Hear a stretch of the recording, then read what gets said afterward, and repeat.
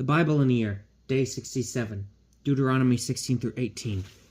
Observe the month of Abib by keeping the Passover of the Lord your God, since it was the month of Abib that the Lord your God brought you out of Egypt by night. You shall offer the Passover sacrifice from your flock and your herd to the Lord your God in the place the Lord will choose as the dwelling place of his name. You shall not eat leavened bread with it. For 7 days you shall eat with it only unleavened bread, the bread of affliction, so that you may remember as long as you live the day you left the land of Egypt, for in hurried flight you left the land of Egypt. No leaven is to be found with you in all your territory for 7 days, and none of the meat which you sacrificed on the evening of the first day shall be kept overnight on the next day.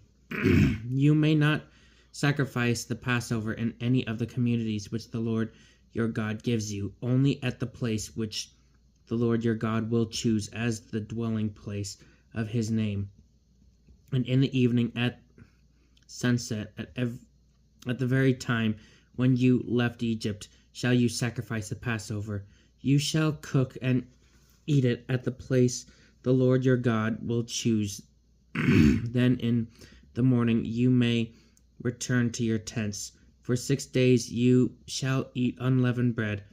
On the 7th day there shall be a solemn assembly for the Lord your God. On that day you shall do no work. You shall count off 7 weeks. Begin to count the 7 weeks from the day when the sickle is put to the standing grain. You shall then keep the Feast of Weeks for the Lord your God, and the measure of your own voluntary offering, which you shall be in proportion to the you shall give in proportion to the blessing the Lord your God has given you. You shall rejoice in the presence of the Lord your God, together with your son and daughter, your male and female slave, and the Levite within your gates, as well as the resident alien, the orphan, and the widow among you, in the place which the Lord your God will choose as the dwelling place of his name. Remember that you too were slaves in Egypt, so carry out these statutes carefully. You shall celebrate the Feast of Booths for 7 days, when you have gathered on the produce from your refreshing floor and winepress. You shall rejoice at your feast, together with your son and daughter, your male and female slave, and also the Levite, the resident alien, the orphan, and the widow within your gates. For 7 days you shall celebrate this feast for the Lord your God in the place which the Lord will choose, since the Lord your God has blessed you in all your crops and in all your undertakings. You will be full of joy. 3 times a year, then all your males shall appear before the Lord your God in the place which he will choose, at the Feast of Unleavened Bread, at the Feast of Weeks, and at the Feast of Booths. They shall not appear before the Lord empty-handed, but each with his own gift in proportion to the blessing which the Lord your God has given to you. In all the communities which the Lord your God is giving you, you shall appoint judges and officials throughout your tribes to administer true justice for the people. You must not distort justice. You shall not show partiality. You shall not take a bribe, for a bribe blinds the eye even of the wise and twists the words even of the just. Justice and justice alone shall you pursue, so that you may live and possess the land the Lord your God is giving you. You shall not plant an Asherah of any kind of wood next to the altar of the Lord your God, which you will build, nor shall you ever erect a sacred pillar, such as the Lord your God hates. You shall not sacrifice to the Lord your God an ox or a sheep with any serious defect. That would be an abomination to the Lord your God. If there is found in your midst in any kind of the communities which the Lord your God gives you, a man or a woman who does evil in the sight of the Lord your God and transgresses his covenant by going to serve other gods, by bowing down to them, to the sun or the moon or any host of heaven, contrary to my command, and if you are told or hear of it, you must investigate it thoroughly. If the truth of the matter is established, that this abomination has been committed in Israel, you shall bring the man or woman who has done this evil deed out to your gates and stone the man or woman to death. Only on the testimony of 2 or 3 witnesses shall a person be put to death. No one shall be put to death on the testimony of only 1 witness.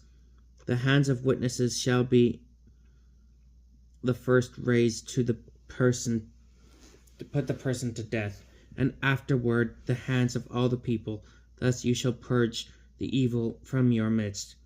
If there is a case for judgment which proves too baffling for you to decide in a matter of bloodshed or of law or injury, matters of dispute within your gates, you shall go up to the place which the Lord your God will choose, to the Levitical priests, or to the judge which is in office at the time. They shall investigate the case and then announce to you the decision. You shall act accordingly to the decision they announce to you in the place which the Lord will choose, carefully observing everything as they instruct you. You shall carry out the instruction they give you and the judgment they pronounce, without turning aside either to the right or to the left from the decision they announce to you. Anyone who acts presumptuously and does not obey the priest who officiates there in the ministry of the Lord your God, or the judge, shall die. Thus you shall purge the evil from Israel, and all the people on hearing it shall fear and will never act presumptuously. When you have come into the land which the Lord your God is giving you, and have taken possession of it, and settled it, should you then decide, I will set a king over you, like all the surrounding nations. You may indeed set over you a king whom the Lord your God will choose. Someone from among your own kindred you may set over you as king. You may not set over you a foreigner who is no kin of yours, but he shall not have a great number of horses, nor shall he make his people go back again to Egypt to acquire many horses. For the Lord said to you, do not go back that way again. Neither shall you have a great number of wives. Shall he have a great number of wives, lest his heart turn away, nor shall he accumulate a vast amount of silver and gold, which he is sitting upon his royal throne.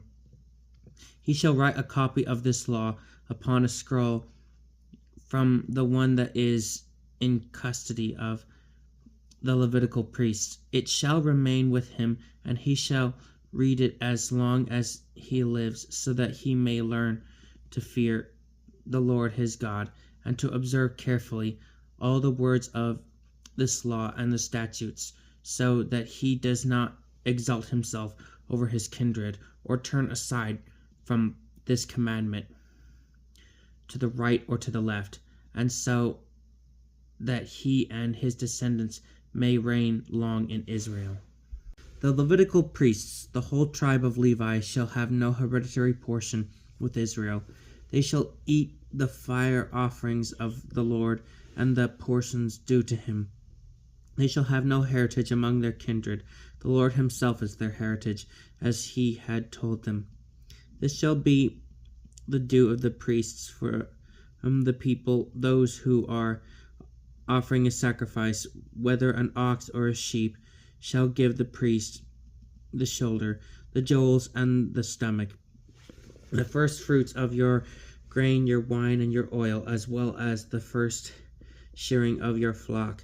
You shall also give him, for the Lord your God has chosen him out of all your tribes to be in attendance to minister in the name of the Lord him and his descendants for all time. A Levite goes from one of your communities anywhere in Israel in which he has been residing to visit, as his heart may desire, the place which the Lord will choose, and ministers there in the name of the Lord his God. Like all his fellow Levites who stand before the Lord there, he shall receive the same portions to eat along with his stipends and patrimony. When you come into the land which the Lord your God is giving you, you shall not learn to imitate the abominations of the nations there. Let there not be found among you anyone who causes their son or daughter to pass through the fire, or practices divination, or a soothsayer, augur, or sorcerer, or who casts spells, consults ghosts and spirits, or seeks oracles from the dead. Anyone who does such a thing is an abomination to the Lord, and because of such abominations the Lord your God is dispossessing them before you. You must be altogether sincere with the Lord your God. Although these nations whom you are about to dispossess listen to their soothsayers and diviners, the Lord your God will not permit you to do so. A prophet like me will the Lord your God raise up for you from among your own kindred, that is the one whom you shall listen. This is exactly what you requested of the Lord your God at Horeb on the day of the assembly, when you said, "Let me not hear the voice of the Lord my God, nor see this great fire any more, or I will die." And the Lord said to me, "What they have said is good. I will raise up for them a prophet like you from among their kindred, and will put my words into the mouth of the prophet. The prophet shall tell them all that I command. Anyone who will not listen to my words, which the prophet speaks in my name, I myself will hold accountable for it. If a prophet presumes to speak a word in my name that I have not commanded, or speaks in the name of other gods, that prophet shall die. Should you say to yourselves, 'How can we recognize that a word is one the Lord has not spoken?' If a prophet speaks in the name of the Lord, but the word does not come true,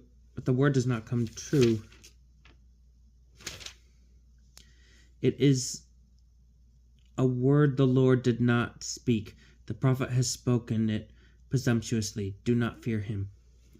This is the word of the Lord.